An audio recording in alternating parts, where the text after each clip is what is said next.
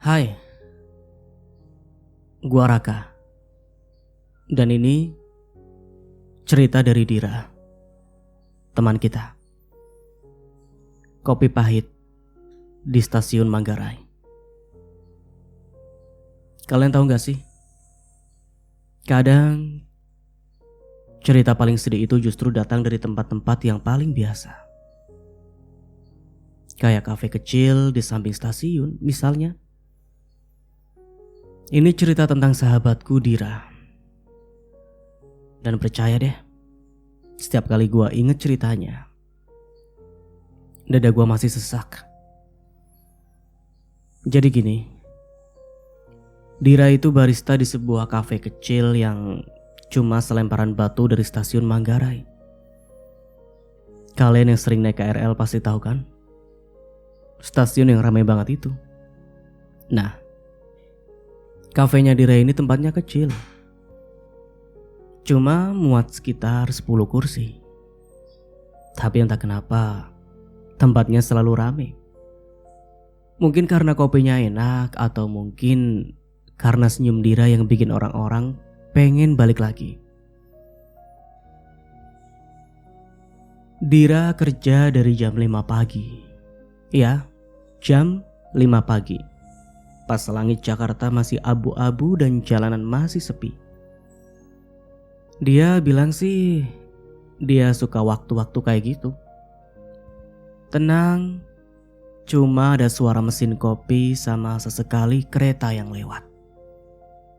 Terus suatu hari di bulan Maret tahun lalu, datanglah pria itu. Dira cerita ke gua. Pas pertama kali dia lihat pria itu, gak ada yang istimewa, biasa saja. Pria Parubaya, mungkin sekitar 40-an. Pakai kemeja lengan panjang yang dilipat sampai siku. Celana kain hitam, ya seperti orang pada umumnya. Wajahnya Dira bilang wajahnya terlihat capek. Bukan capek fisik gitu loh. Tapi capek yang kayak udah ngeliat terlalu banyak hal dalam hidup. Mas, pesan apa? Tanya Dira waktu itu sambil senyum kayak biasa. Kopi hitam tanpa gula, tanpa apa-apa. Dira sempat kaget juga. Soalnya jarang banget ada yang pesan kopi hitam mentah gitu. Paling juga americano atau long black. Tapi ini beneran cuma kopi tubruk hitam pekat, tanpa apa-apa. Yakin mas? Pahit banget loh. Justru itu yang saya cari, yang pahit. Terus dia duduk di kursi pojok yang langsung ngadep ke jendela. Dari situ kelihatan rel kereta sama peron stasiun. Dia gak buka laptop, gak main HP, cuma duduk megang cangkir kopi pakai 2 tangan sambil ngeliatin uap panasnya naik perlahan. Dira bilang ada sesuatu yang beda dari cara pria itu minum kopi. Kayak orang yang lagi menikmati sesuatu untuk terakhir kalinya. Atau kayak orang yang sudah lama gak ngerasain sesuatu yang berharga. Dan besoknya dia datang lagi. Jam yang sama, pesan yang sama. Kopi hitam tanpa gula. Terus dia duduk di kursi yang sama. Hari ketiga Dira sudah nyiapin kopinya sebelum pria itu pesan. Pas dia masuk, Dira langsung senyum. Kopi hitam tanpa gula kan mas? Pria itu terlihat sedikit terkejut. Terus dia tersenyum. Dan Dira bilang, itu pertama kalinya dia lihat senyum itu beneran sampai ke mata. Hafal ya? Namanya juga pelanggan tetap. Terima kasih Dira. Nama saya Dira. Terima kasih Dira. Nama saya Arman.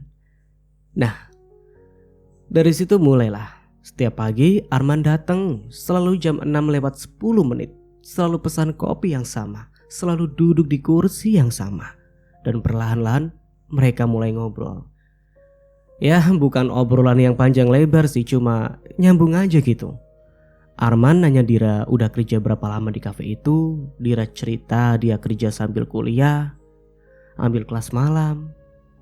Arman cerita dia dulu anak rantau dari Padang, udah 30 tahun di Jakarta. Mas kerja apa? Tanya Dira di suatu pagi.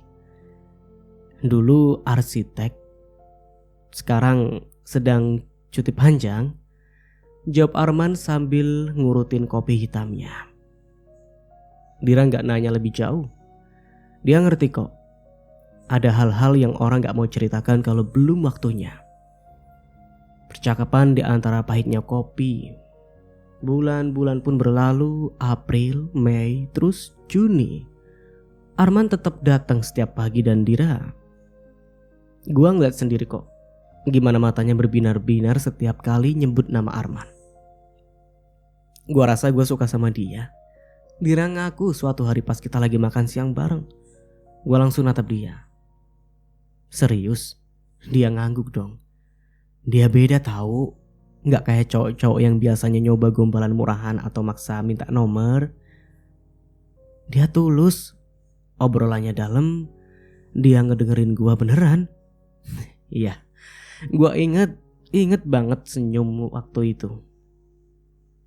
Senyum orang yang lagi jatuh cinta pokoknya. Kata Dira, Arman pernah cerita tentang mimpinya dulu. Pengen bangun rumah di pinggir danau. Rumah kecil aja, yang ada jendela besar buat lihat matahari terbit. Dia juga cerita soal ibunya yang udah meninggal. Gimana dulu ibunya selalu bikin kopi pahit setiap pagi. Dan Arman kecil gak pernah ngerti kenapa ibunya suka yang pahit-pahit.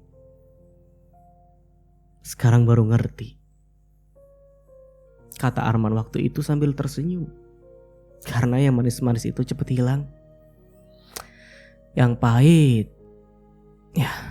pahit itu berbekas. Bikin kita inget kita masih hidup. Dira bilang dia jatuh cinta sama Arman ngomong. Cara Arman ngomong, iya. Pelan, hati-hati, kayak milih setiap kata. Juli datang, hujan sering turun pagi-pagi. Tapi Arman tetap datang. Basah kuyup kadang, tapi tetap dengan senyum tipisnya. Suatu pagi pas kafe lagi sepi banget, Arman nanya, Dir, punya cita-cita apa? Dira mikir sebentar. Pengen punya kafe sendiri? Kecil aja sih, tapi itu punya gua sepenuhnya. Pengen bikin tempat yang nyaman, ya pokoknya tempat orang-orang bisa istirahat sebentar dari hiruk pikuk Jakarta. Arman ngangguk, pasti bisa. Kamu punya sesuatu yang langka. Kamu peduli sama orang. Dira bilang jantungnya berdebar waktu itu. Ya, Agustus, Arman datangnya mulai gak teratur. Kadang seminggu sekali, kadang 2 minggu sekali. Dan Dira jujur mulai cemas. Pas Arman muncul lagi setelah hampir 3 minggu gak kelihatan, Dira langsung nyadar ada yang beda.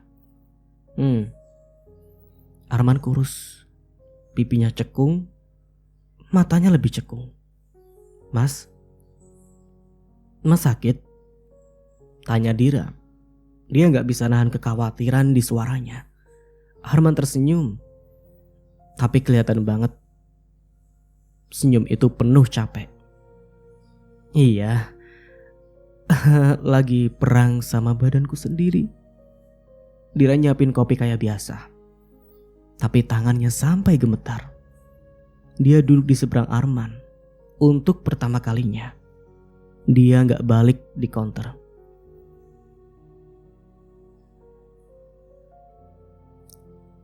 Kanker paru-paru, stadium 3. Udah jalan kemo beberapa bulan, tapi kayaknya badanku lebih keras kepala dari yang dokter pikir, kata Arman pelan. Dan Dira benar-benar ngerasa dunia runtuh saat itu. Kenapa? Kenapa Mas gak cerita dari dulu? Karena kalau cerita, Nanti kamu ngelihat aku beda, nanti kamu kasihan. Nanti kamu gak akan ngobrol sama aku kayak ngobrol sama manusia normal. Ya, dan aku suka banget pagi-pagi di kafe ini. Satu-satunya waktu aku ngerasa masih jadi Arman yang dulu. Bukan Arman si pasien kanker. Mas sendirian? Arman diam sebentar. Lama. Terus dia bilang sesuatu yang bikin Dira kayak ditusuk. Aku punya istri. Namanya Sari. Kami udah nikah 20 tahun. Seperti harapan pupus. Dira ngerasa dadanya sesak di saat itu juga. Sari. Dia yang rawat aku. Dia yang antar kemo. Dia yang begadang kalau aku kesakitan. Dia udah korbanin karirnya buat ngurusin aku. Dan aku jahat ya. Karena aku di sini ngobrol sama kamu. Tapi percaya deh Dira. Gak ada yang lebih dari percakapan kok. Aku gak khianatin Sari. Dia terlalu baik buat aku. Dira cuma bisa ngangguk. Ya tanpa seizinnya air mata udah ngalir tanpa izin. Jatuh begitu saja. Kenapa Mas cerita sekarang? Karena aku gak mungkin akan datang lagi setelah ini. Dan aku gak mau kamu mikir aku tiba-tiba hilang tanpa alasan. Kopi pahitmu, ini satu-satunya hal yang masih bisa aku nikmati. Kamu tahu gak? Kemo bikin semua makanan rasanya kayak logam. Ya tapi kopi pahitmu entah kenapa masih terasa. Dan setiap teguk aku ngerasa masih hidup. Mereka duduk dalam diam. Cuma suara mesin espresso sama kereta yang lewat. Sebelum pergi Arman bilang, "Terima kasih ya Dira. Buat semua paginya. Buat senyummu. Buat kopimu. Buat bikin aku ngerasa masih manusia." Dira cuma bisa senyum sambil nangis. Dia pasti kalut perasaannya. Ya tapi seperti itu. Kursi kosong. September, Oktober, November. Kursi pojok itu kosong. Dira tetap bikin satu cangkir kopi hitam tanpa gula setiap pagi jam 6:10. Ditaruh di kursi pojok itu berharap Arman tiba-tiba muncul, senyum terus bilang, "Maaf ya telat." Tapi kursi itu tetap kosong. Desember, seminggu sebelum Natal, datang seorang perempuan ke kafe, umur 40-an lah. Rambut diikat rapi, mata lelah tapi baik kelihatannya. "Permisi, apakah ini kafe tempat Arman sering datang?" tanya. Dira langsung berdiri. Jantungnya berhenti sedetik. "Iya bu, saya Dira." Perempuan itu tersenyum. Senyum yang sedih tapi hangat. "Saya Sari, istri Arman." Ya Dira nggak tahu harus bilang apa di situ. Arman meninggal 3 minggu yang lalu. Tapi sebelum dia pergi, dia minta saya datang ke sini. Dia bilang ada barista baik hati yang bikin kopinya paling enak sedunia. Dia bilang setiap pagi di kafe ini dia ngerasa hidup. Sari kasih amplop kecil ke Dira. "Ini untuk kamu."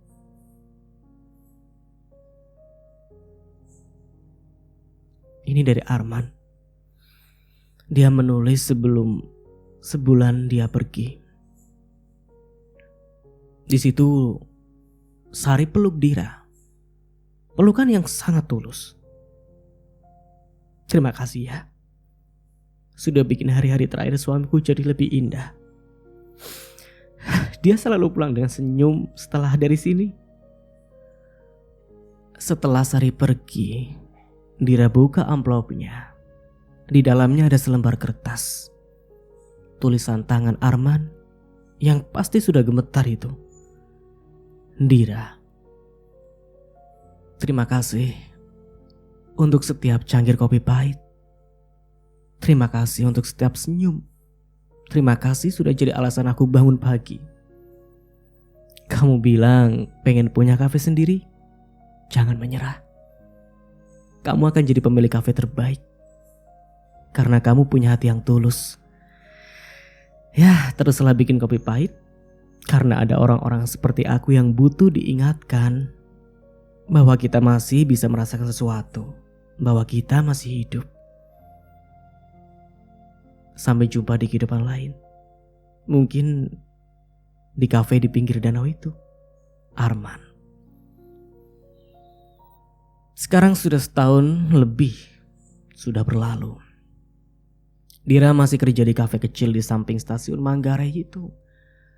Tapi sekarang kursi pojok itu ada plat kecil bertuliskan tempat duduk favorit Mas Arman. Silakan duduk. Tapi pesan kopi hitam tanpa gula ya. Dan kalian tahu yang paling bikin gua ngeh? Apa itu? Setiap hari ada aja orang yang duduk di situ. Pesan kopi hitam tanpa gula. Kadang mereka cerita ke Dira tanpa mereka milih duduk di situ. Ada yang lagi berjuang melawan penyakit. Ada yang baru putus. Ada yang kehilangan orang yang dicintai. Dan Dira, dia dengerin mereka semua sambil bikin kopi hitam yang paling enak sedunia. Karena dia belajar dari Arman bahwa kadang yang dibutuhin orang itu bukan sesuatu yang manis. Kadang yang mereka butuhin adalah sesuatu yang pahit. Sesuatu yang ngingetin mereka bahwa mereka masih bisa merasakan. Bahwa mereka masih di sini, masih hidup. Dan setiap pagi, pas Dira nyalain mesin kopi, dia selalu bisik pelan. Selamat pagi Mas Arman. Kopi pahitnya sudah siap. Ya, cerita ini tentang sahabatku yang belajar bahwa cinta gak selalu harus dimiliki. Kadang cinta itu cukup hadir, cukup peduli, cukup jadi alasan seseorang tersenyum di hari-hari terakhir mereka. Dan kursi pojok itu gak pernah lagi kosong selamanya. Dan saya Raka, dengarkan.